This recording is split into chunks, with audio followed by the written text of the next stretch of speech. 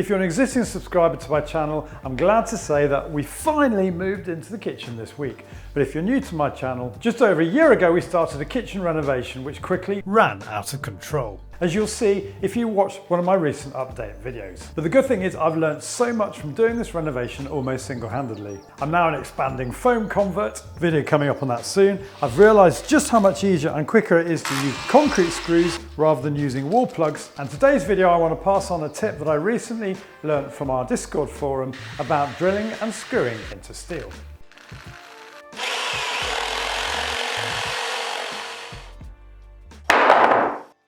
Now, I did a video 7 years ago, God, look how young I looked, on how to self-tap screws into steel. This is a great tip for, say, putting up heavy Venetian blinds in a recess where you've got steel just under the plasterboard. And these blinds are just too heavy to rely on a wall plug alone. The basic principle is you drill a hole which is 0.5 millimeters narrower than the screw you want to use. And then that screw taps a very fine thread onto the inside of the hole to give you just enough bite for a really secure fixing.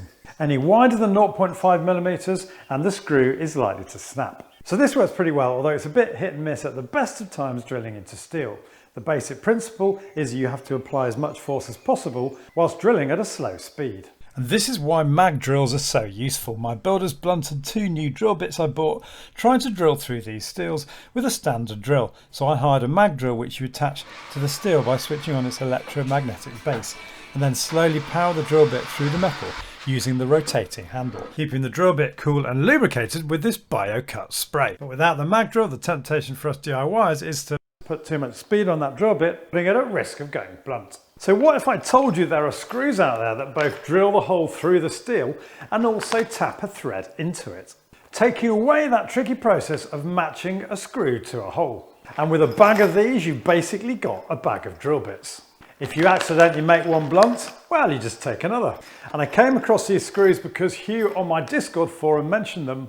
And what I really love about them is if you pick the right one, you can use them in really challenging situations like I've done here. I had this steel adapted to include an additional steel plate on the bottom flange to carry the front course of bricks above the bifolds. When I was building out the wall behind, I decided to add a soft wood plank to the underside, ironically, so that I don't have to self-tap into the steel when I eventually get round to installing roller blinds.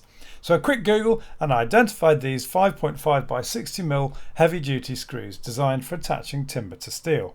Now these things are going to make your life a lot easier, but it's important to select the right one, which in this case I did completely by fluke because I went for these 60mm screws which just so happen to have a 20mm drill head area that doesn't have the screw thread on it, which coincided with the thickness I was drilling through. And that's very important because if your screw thread bites too soon, you've got the head of the drill that's trying to rotate at one speed and then the actual screw thread that's trying to thread itself into the steel at a much slower speed. And I've seen YouTube videos where 2 sections of unwelded steel can be forced apart.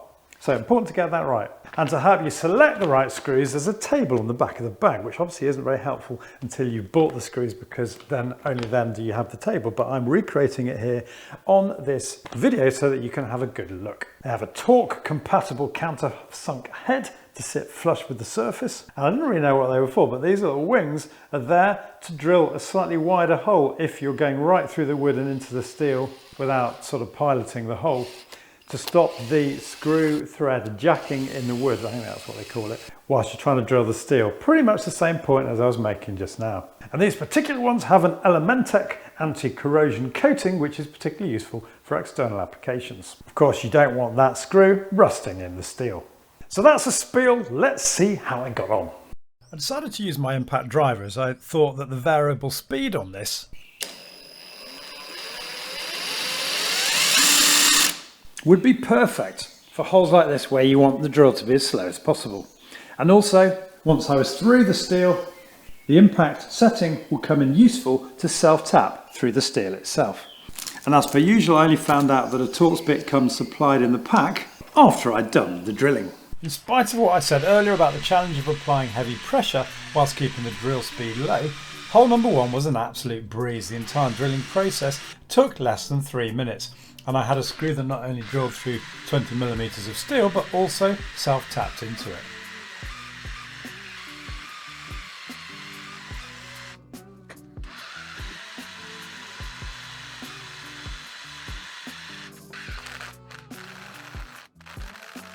The second hole was reasonably straightforward, but the third and fourth, if I'm honest, were a little trickier. Maybe I was drilling too fast, maybe not applying enough pressure. But anyway, it's my job in these videos not to pretend something is easier than it is. And bottom line, by the end of the job, I had 6 holes drilled and self-tapped into the steel. And notice how those wings I told you about simply snapped off and therefore didn't get in the way of the self-tapping whatsoever.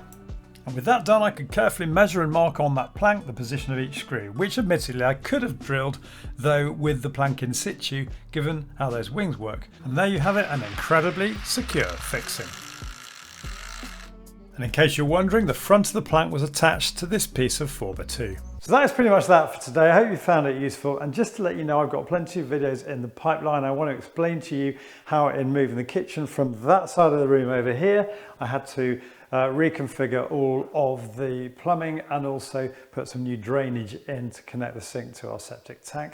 I've got a floor tiling video to talk to you about installation of a cooker tap and a very cool plug and play lighting system now the patio is nearly done. This is what's been keeping me busy this week.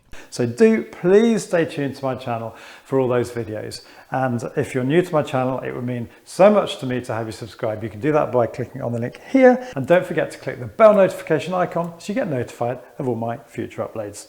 Thanks for watching, and I'll see you soon.